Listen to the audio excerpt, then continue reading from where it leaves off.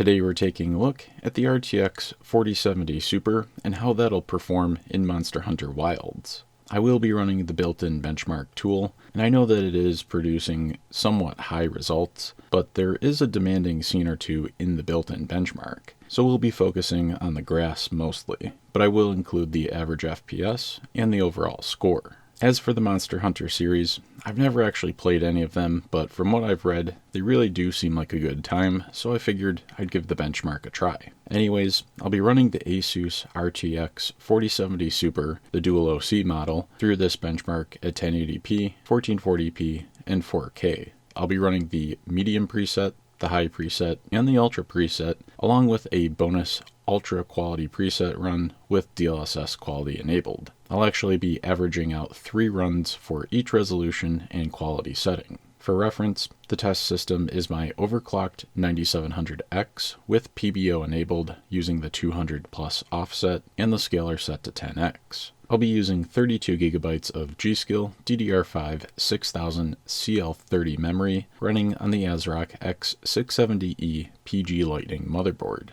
Let's get into the 1080p testing.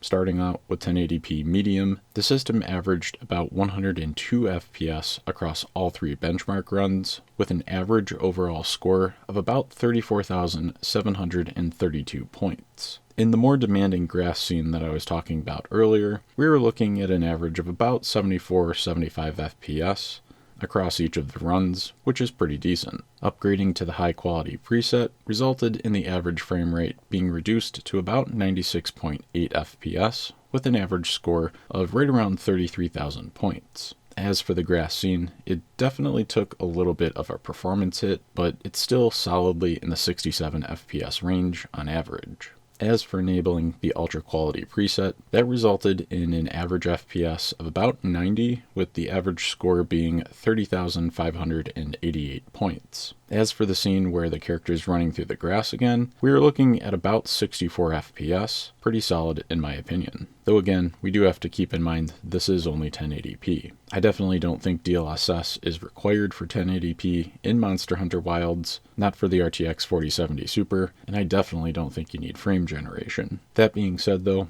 I did want to at least check out DLSS quality at 1080p Ultra. The average performance was about 99 FPS, and the overall average score was 33,690 points. Again, the grass scene was boosted to about the 75 FPS range, which was pretty decent. In my opinion though, for the RTX 4070 Super and 1080p resolution, I would probably just play the game at ultra quality settings, of course using native resolution rendering.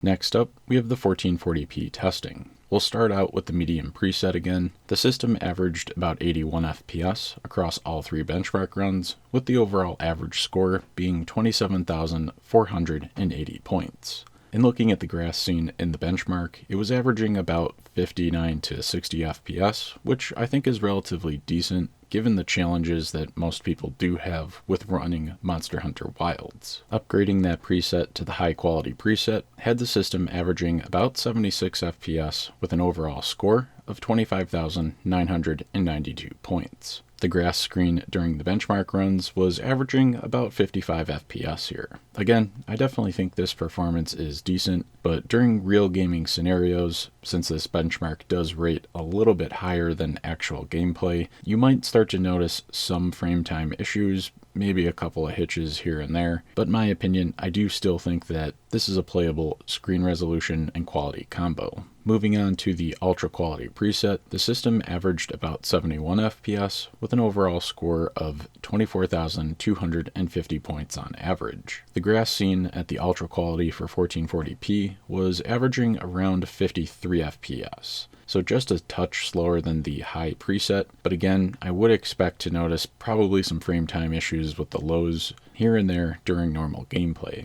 In my opinion, this is probably where you really want to start considering DLSS and probably just DLSS quality. Enabling DLSS quality at the 1440p Ultra preset resulted in an average performance level of about 84 FPS with an overall average score of 28,588 points. The grass screen during the benchmark with DLSS quality enabled was uplifted to about 64 FPS on average, which in my opinion I think is really going to help keep the average gaming performance over 60 FPS if you really want to run 1440p Ultra and you're not interested in frame generation. Personally, I probably would not utilize frame generation in most games.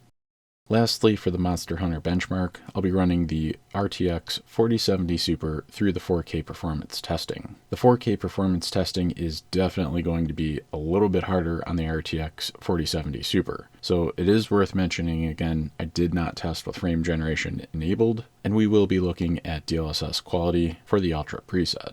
Starting off the 4K benchmarking with the medium preset enabled, we're looking at an average of about 48 FPS with an overall average score of about 16,585 points. Looking at the grass scene again for the 4K medium preset, it really did dip below 40 a couple of times here, averaging right around 38 FPS. In my opinion, I always have mixed feelings about enabling DLSS quality or really any DLSS setting at medium quality presets at any resolution. Depending on the game, DLSS can definitely be better than TAA, so that is something to keep in mind. But if you're already struggling to run something like a medium preset, for example, you might want to look at whatever the next main resolution is down from that resolution. Anyways, if you do want more than 60 FPS, you're looking at enabling DLSS for 4K medium. Upgrading to the high quality preset saw the average go to about 45 FPS with an overall average score of about 15,742 points. Checking out the grass scene again at 4K high, we were averaging about 34 FPS, so really not super great. You can definitely tell that the 4070 Super is basically starting to run out of steam as far as Monster Hunter Wilds is concerned. I did want to make sure that I did test the Ultra quality at 4K, and the average FPS throughout the benchmark runs was about 43. The overall average score across all of those runs was 14,766 points. As for that grass scene, we were averaging about 32-33 FPS, but obviously the lows were definitely noticeable here. This is not going to be a good experience, and DLSS is probably a must at Ultra quality for 4K.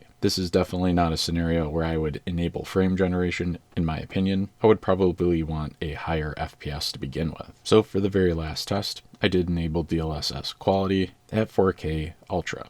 The system did manage to hit about 59 FPS on average, with the average score being about 20,283 points. As for the grass scene, the performance was uplifted to about 45 FPS, which is pretty decent in my opinion. Based on all the benchmark data here, if you're really looking to play 4K on the 4070 Super, I would probably be looking at the high preset with DLSS quality enabled, and to be honest, I would probably take my time and really dial in a decent overclock on the 4070 Super. Most RTX 4070 Supers are going to have at least 100, maybe 200 megahertz left on the core, especially if you look at the voltage and power limit. And almost all of them are going to have at least 600 to 800, maybe even 1,000 megahertz left in terms of the memory. It's not going to net you a whole lot, maybe a couple of percent here and there in more demanding scenes, but anything helps when you're playing at 4K Ultra.